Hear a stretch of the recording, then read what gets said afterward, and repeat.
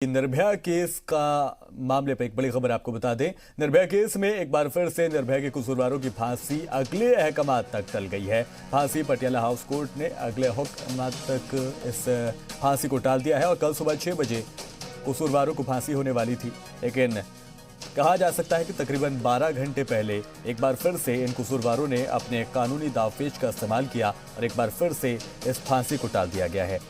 आपको बता दें एक बार फिर से ये तीसरी मर्तबा है जब कसूरवारों ने कानूनी दावपेच का इस्तेमाल किया है और बखूबी उसका इस्तेमाल करके इन्होंने एक बार फिर से फांसी से कुछ दिनों की मोहलत हासिल कर ली है।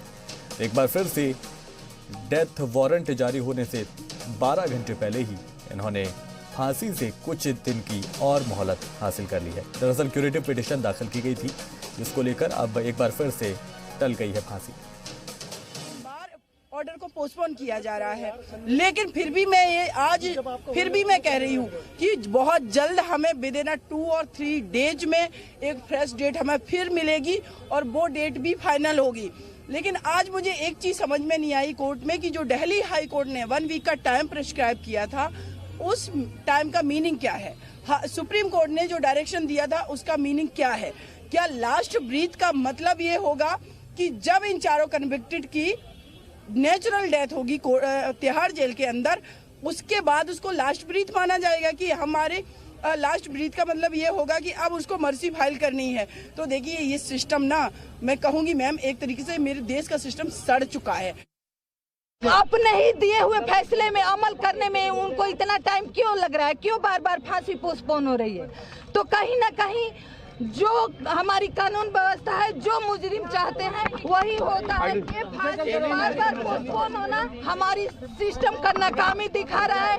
ये पूरा समाज देख रहा है, पूरा दुनिया देख रहा है, पूरा वर्ल्ड देख रहा है कि कहीं ना कहीं जो इंडिया में दिखाया जाता है कि नहीं इंसाफ है, तो इंसाफ से ज्यादा मुजरिमों का सपोर्ट होता है। और जो मुजरिम चाहते हैं तो कहीं ना कहीं हमारा पूरा सिस्टम मुजरिमों को सपोर्ट करता है। अभी भी कोई डेट नहीं दिया गया, क्या कहना चाहेंगे आप इसको लेकर? क्योंकि अभी वो चाहते नहीं, उनके वकील चाहे मुजरिम चाहते नहीं है कि हमारी फांसी हो, तो जब तक वो चाहेंगे नहीं तब तक नहीं मिलेगा। अब तो मैं यही कहूंगी कि आप सब लोग जाके सरकार से पूछिए, सुप्रीम कोर्ट से पूछिए, पटियाला कोर्ट हाउस से पूछिए कि आखिर उनको फांसी कब होगी, क्योंकि जब तक फांसी नहीं होगी तब तक गारंटी उनकी खत्म नहीं होगी अपने चक्कर में ना। लेकिन आप आज हिम्मत तो नहीं हारी हैं? नहीं, मैं आज हर रोज हारती हूँ, हर रोज खड़ी होती हूँ। मैं अभी भी हार नहीं मानी हूँ, क्योंकि उनको फांसी देना पड़ेगा। क्योंकि अगर उन्होंने दिखाया है कि हमारे संविधान में सजा है, तो निर्भया से खराब केस कुछ भी नहीं हो सकता। 7 साल से मैं संघर्ष कर, लेकिन सरकार और हमारी सुप्रीम कोर्ट, पटियाला कोर्ट सब बैठ के तमाशा देख रहे हैं, बच्चियां जलाई जा रही हैं, लेकिन इनके तक आँच अभी नहीं पहुंची।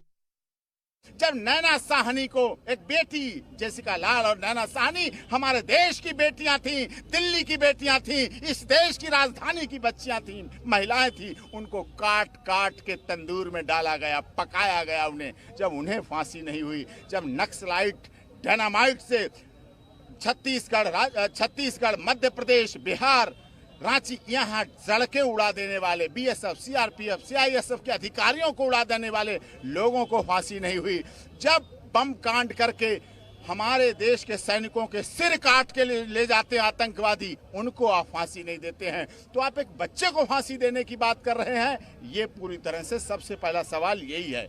इसी बात को लेकर राष्ट्रपति भवन को भी और स्पेशल कोर्ट को भी सोचना पड़ेगा। जब हम डॉक्यूमेंट पवन के दे चुके हैं, school certificate, school leaving certificate, attendance register, admission register, result card, marksheet, सब कुछ जब हम दे चुके हैं, तो किस लिए उसको फांसी होनी चाहिए।